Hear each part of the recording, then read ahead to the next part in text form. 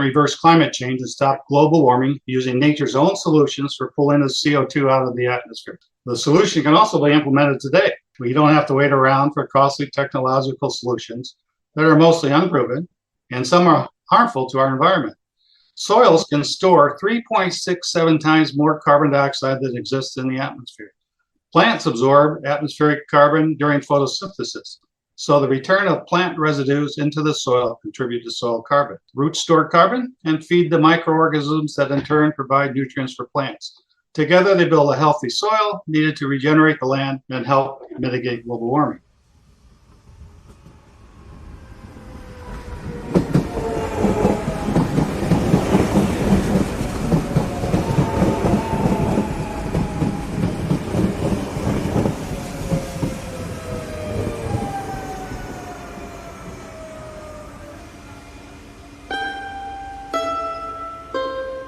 This is Towards a Kinder Public, a podcast about steps that we can all take to achieve a kinder public space that better meets our interconnected needs.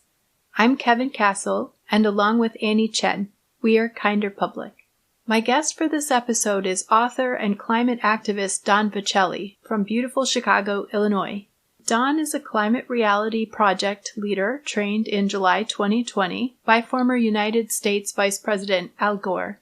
He currently serves as a chairperson for the Regenerative Agriculture Campaign Committee for the Chicago Metro Chapter, and is co-chair of the climate reality project Regenerative Agriculture Coalition, advocating for the 2023 Farm Bill. This episode will jump right into our interview, which took place during a severe thunderstorm in Chicago. You'll hear the storm clearly in the background.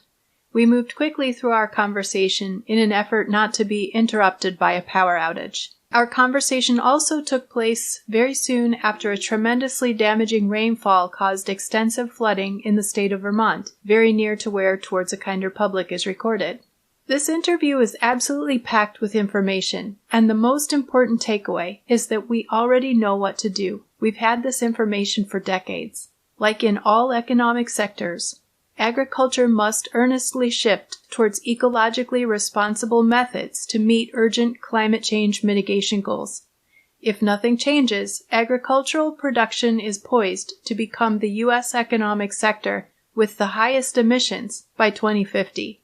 Many resources to learn more are available in the episode notes and on our podcast page at kinderpublic.com. Thank you for listening to this critically important content on mitigating climate change and steps we must take to establish greater resilience to severe weather events and weather patterns that are reshaping our use of our planet. Good morning. Good morning. We're getting a big storm here right now, so if we lose electricity, my generator will kick back on, and I'll jump back on. Great. Just started. I'm right next to Vermont, and we've been a little bit lucky. They got slammed with flooding that we were also kind of expecting, actually. So yeah, I think I saw it on the news. It was on TV. That bad. Yeah, very bad. So we've been lucky. We get storms. We had 11 tornadoes fly by here a month ago. Oh my gosh. North and south of me, but all hitting the area. And today we're having a severe thunderstorm for a half hour. Well, I'm wishing you continued electricity. If the lights go out, you'll know. The generator's supposed to pop on in 10 seconds. So okay. I'll lose the connection. But anyways, good morning. Yeah, good morning. Thank you so much for joining me. I'm happy to do it. I've been so thrilled to listen in on the committee meetings that you hold to discuss environmental policy and action steps. You are a climate reality project leader, a member of the CRP Chicago, Illinois Metro Chapter, and the chair of the Regenerative Agriculture Campaign Committee, a Sierra Club member, and many other groups and organizations where you devote your time to climate change. Can you share a little bit about your background and how you became an advocate and activist for issues related to global warming? Of course, I'd be happy to. Let me start where I was raised. I was raised on a 160-acre family farm in a small town called Weberville, just outside of East Lansing, Michigan. I spent 10 years helping my parents farm the land using traditional farming practices. At the time, organic farming was not in our vocabulary. Regenerative agriculture was not even known or practiced at the time. Farmers in the late 50s and 60s probably would have looked unfavorably upon any local farmers trying to turn away from conventional farming practices. My family moved from a suburb in Detroit to the farm in 1958 when I was 8.5 years old. We raised milking cows, pigs, goats, and horses. We planted corn, wheat, and clover or alfalfa for the cows. It was a traditional family farm with around 100 acres of tillable land, and the rest was in woodlands and wetlands. I spent 10 years of my life farming before leaving for college. I never thought I would be involved with farming again. My father would be amazed at what is happening with farmers and ranchers today. We used, as I said, traditional industrial farming practices. There was no emphasis at all on regenerative farming practices as we know it today. Climate change was not on anyone's radar screen. Soil health was not of any farmer's concern at the time, only how much yield per acre we could get on the farm. After I left for college, my father switched from dairy cows to beef cattle. He ended up having some of the oldest dairy cows in the state. Michigan State University found out and came to look at them since most dairy cows live less than 5 years. Some of the cows were around 20 years old. They were mostly interested in the types of diseases cows would develop at a later stage. My dad raised and sold beef cattle each year for tax purposes. Many of the animals today, as you know, are raised on concentrated animal feeding operations called CAFOs, which do more harm than good to our environment. I graduated from Michigan State University in advertising and marketing. I received an MBA from Lake Forest Graduate School of Management in Illinois. I retired in 2015. I keep busy on hobbies and volunteer work now. Most of my experience was in product marketing for large and small data communication, telecommunication, and wireless companies in the Chicago area. I became a reality project leader trained in 2020 after listening to an Al Gore webinar on climate change. I joined the Climate Reality Project, Illinois Chicago Metro chapter, and now serve on several other committees trying to mitigate climate change. We're all grateful that this is your hobby. I never expected to be involved in what I'm doing today, believe me. How did you become particularly interested in and involved with agricultural policy as it relates to climate change mitigation? Well, one of the committees wanted to focus on regenerative agriculture practices for farmers and ranchers in the Chicago Metro chapter. I volunteered to become a co-chair. The primary reason was the potential of regenerative agriculture to sequester huge amounts of carbon by drawing down carbon dioxide, CO2, from our atmosphere using photosynthesis. After much research, our team realized that RA could actually reverse global warming very quickly with only a percentage of farmers and ranchers worldwide implementing RA principles and practices. The science was real and few people knew about it. Can you explain a little bit more about the method of agricultural production that you work to raise awareness about? You say that the science is real and few people know about it. Can you explain a little bit more about that? Sure. Regenerative agriculture is governed by 5 basic principles. It's called minimum tillage, which prevents corrosion, builds soil structure. Keep residue on the soil to absorb moisture and protect the soil. Maintain a living root system to absorb nutrients and feed microbes. Crop diversity, using cover crops and crop rotation. Integrating livestock, last one, to fertilize plants that provide nutritional food. RA also includes several key agricultural practices. This includes things like crop rotation, no or low till plowing, use of cover crops, animal grazing, composting, agroforestry, and more. Through the practices of regenerative agriculture, soil health can be restored, enabling a greater level of carbon sequestration to be achieved without the use of harmful and costly chemical additives.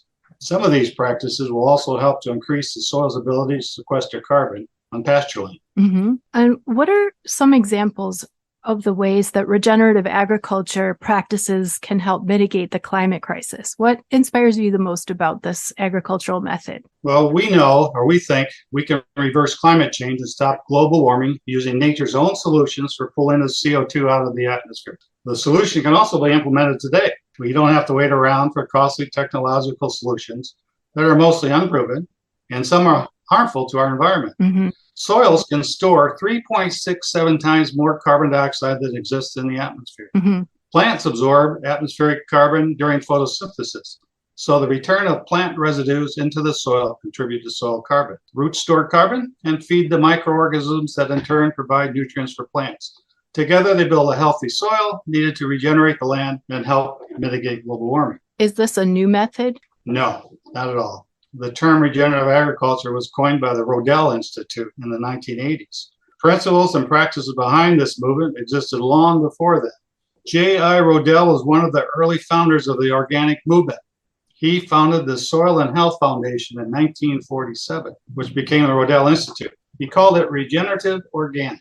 Many of the principles we know today were codified by the writings of Robert Rodell, J.I. Rodell's son.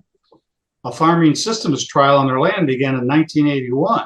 However, it should be noted that indigenous Native Americans used regenerative practices long before the Europeans settled in this country.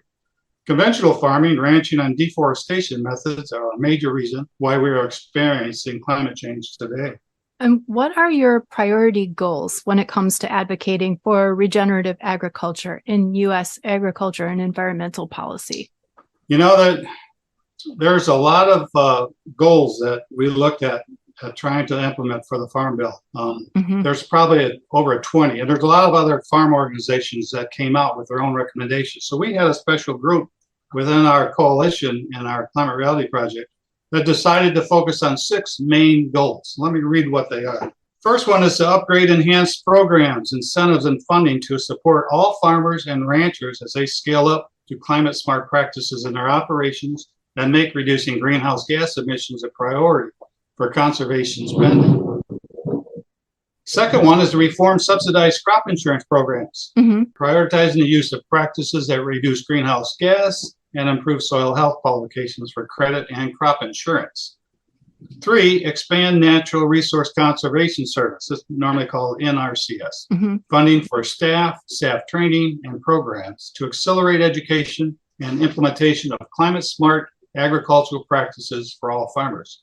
4, increase federal funding for regenerative and climate-friendly agricultural research at land-grant universities, agricultural extension programs, agricultural research service, and National Institute of Food and Agriculture. 5th one we recommended was invest in infrastructure that supports the development of decentralized, diverse food systems that can efficiently process and distribute local and regional healthy food with emphasis on organic and or regenerative production. And the final one we decided upon was to expand incentives and funding for implementation of agroforestry practices, including alley cropping, riparian buffers, silver pasture, and windbreaks, and forest-related easements. This would ensure hydrologic connectivity and habitat corridors with a specific focus on biodiversity that will protect pollinators and other organisms necessary to ensure soil health. These 6 RA policy recommendations for the 2023 Farm Bill are available in our policy document we send to all Ag Committee members and members of Congress for consideration. And we can provide that upon request, a link. That's great. And I just want to point out that the thunder is making an appearance. Yes, the storm is passing over, but we haven't lost electricity, so I'm thankful. Another extreme weather event in Illinois. So. Right. Let's talk about climate today with the thunder in the background. And here's a great question. Are the positive climate effects and storm mitigation potentials of regenerative agriculture limited to agricultural land, or do these methods have the potential to positively impact regions of the country more broadly? Regenerative agriculture has immense potential to positively impact the world and the environment. It shifts the paradigm. Instead of competing with nature, we partner with nature. We stop using conventional industrial or factory farming methods that rely on monoculture crops, synthetic fertilizers, and deforestation to feed animals. We need to cover the soil when not in use. All of this is causing desertification of our topsoil at a rate that will result in the loss of 2/3 of our landmass to deserts by 2100. It's terrifying. That's most of Africa, Australia, Central Asia, and the Western U.S. That's within this generation, the young generation's lifetime. That's correct. This is all from a report on the green. Excuse the lump of thunder here. Through desertification through inappropriate land management exacerbated by climate change is one of the biggest threats facing humanity today. From Africa to India, China, Australia, the southern USA, deserts are growing at an alarming rate. about 120,000 square kilometers annually. According to the United Nations, desertification is potentially the most threatening ecosystem change impacting livelihoods of the poor. Mm-hmm. And what are some of the ways that industrial agriculture is co-opting the language of regenerative agriculture, or claiming to have similar benefits, or to obscure the fact that industrial agriculture as a system is inherently unable to participate in the urgent work of climate change mitigation? What misrepresentations do we need to watch out for? Greenwashing. Greenwashing by food system producers and big ag companies that continue to promote industrial farming methods and products. Hundreds of food producers are requiring their food and annual suppliers to commit to regenerative agriculture practices to earn what's called carbon credits for themselves and their suppliers. Mm-hmm. Unfortunately, some of these producers are using the credits to claim they embrace RA methods, but still plan to increase their production capacity and grow profits without lowering their own carbon footprint or reducing greenhouse gas emissions. Big agriculture companies, on the other hand, continue to tout the benefits of industrial agriculture farming methods to produce high crop yields, but the cost to our environment is very high. The UN Environmental Program states that it costs the environment the equivalent of US $3 trillion every year in higher greenhouse gas emissions, air and water pollution, and the loss of wildlife. Use of pesticides alone result in proven adverse health effects, and fertilizer production accounts for about 1.5% of total CO2 emissions per the UN.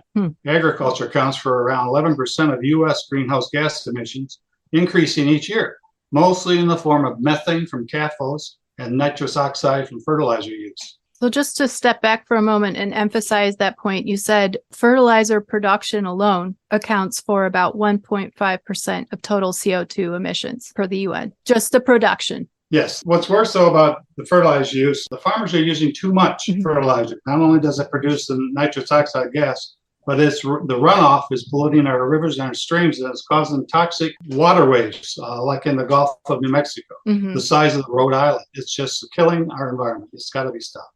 What do we need to know about the 2023 Farm Bill? The Farm Bill covers many different areas of legislation dealing with the agriculture system. It's going to be one of the largest climate-oriented bills, hopefully, in the next 10 years. It's one of the most important pieces of legislation passed by Congress. It is renewed every 5 to 7 years. The next vote is due this September of this year, though it may be delayed due to the partisan differences that exist in the House and Senate.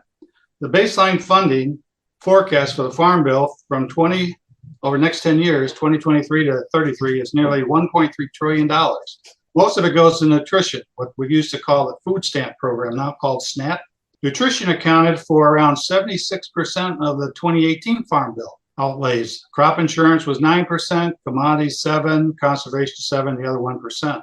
Adding climate smart policies to the 2023 Farm Bill is critically important to help reduce greenhouse gas emissions and protect our environment. What organizations do you recommend listeners follow and support to stay informed and active on these issues? And how can we meaningfully help support this change? There are many agriculture organizations we follow and support.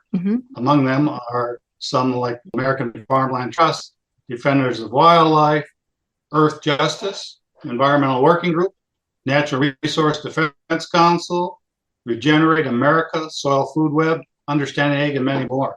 Support regenerative farmers by looking for companies and food products that contain the Regenerative Organic Certified, what we call the ROC label.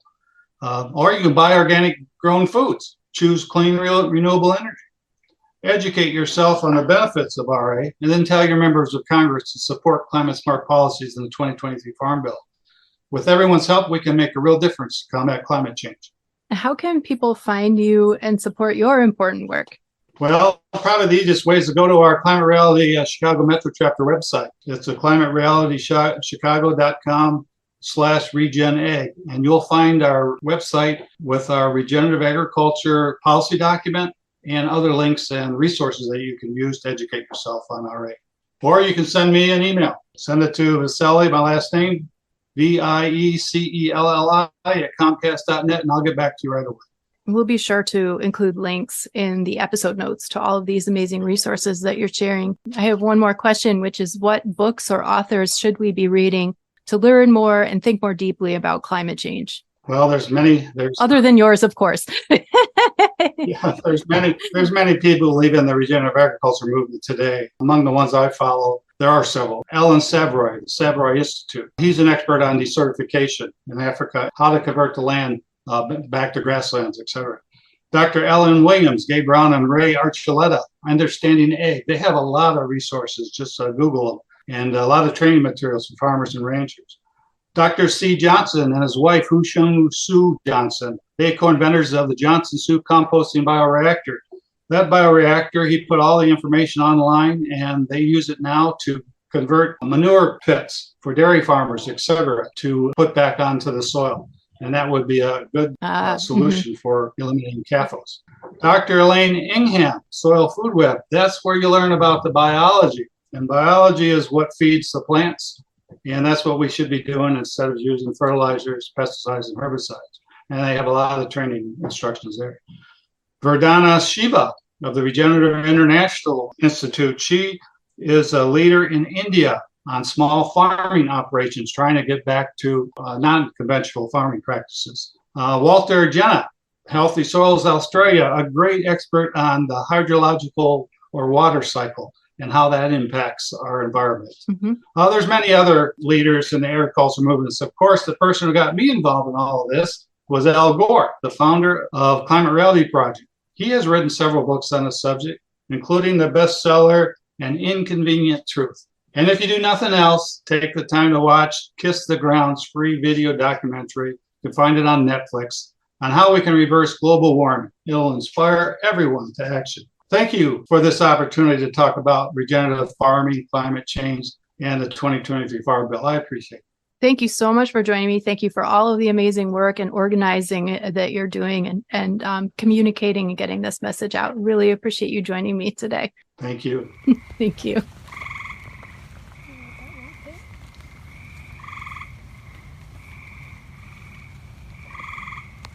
Links to more information about our guest and the topics mentioned, as well as a full transcript of the conversation, are available on the podcast section of our website, kinderpublic.com. To share information about issues in public space and spaces that are doing things right, email podcast@kinderpublic.com. If you have enjoyed an episode of Towards a Kinder Public, we would love your help in sharing the episode with others. Please leave us a rating and a review. It helps make our topics more visible, and we really appreciate your support. You can find us on Instagram, Facebook, and Twitter. We are @KinderPublic. I'm Kevin Castle. My guest has been Don Viecelli, co-chair of the Climate Reality Project Regenerative Agriculture Coalition, advocating for the 2023 Farm Bill, among many other leadership roles on climate change. Thanks for joining us. Have a very good week.